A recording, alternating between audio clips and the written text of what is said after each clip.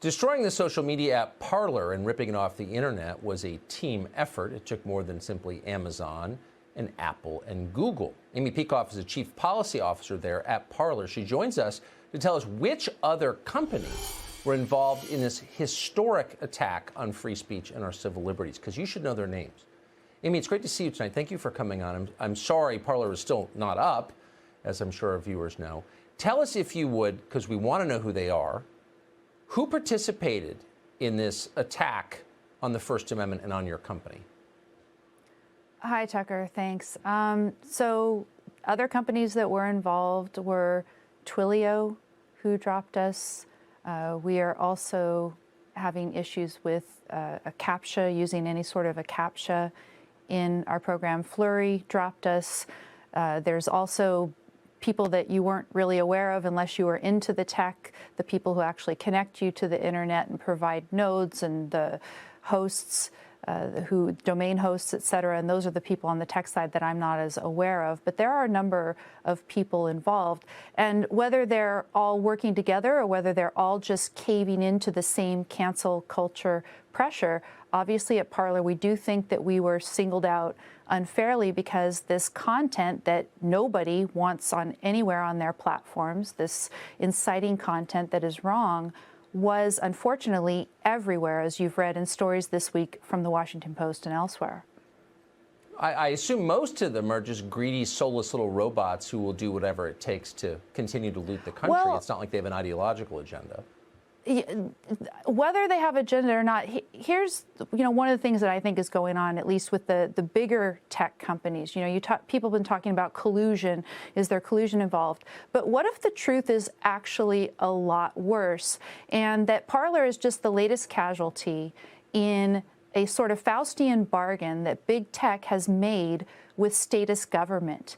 And by this I mean that big tech has made itself dependent on immunity with respect to its two major prongs for monetization that it depends on. So one of them is this content moderation, removing pieces of content. They have immunity for that under Section 230, and that also includes the curation of feeds and the algorithms that they use to do that increase engagement. Those are all just immune from scrutiny and from liability. And then the second, of course, is the data pillaging, as we like to call it. At Parler, we don't believe that you should be making money by monetizing personal data of people. And both of those things have become part of this bargain. I don't know if you saw the Wall Street Journal piece. It was the big tech versus the Constitution, save the Constitution from big tech. And they talked about the fact that the immunity of 230, when combined with the pressure from people in Congress telling Facebook and telling Twitter that they need to remove more hate speech and do more about misinformation, this is in effect censorship by proxy.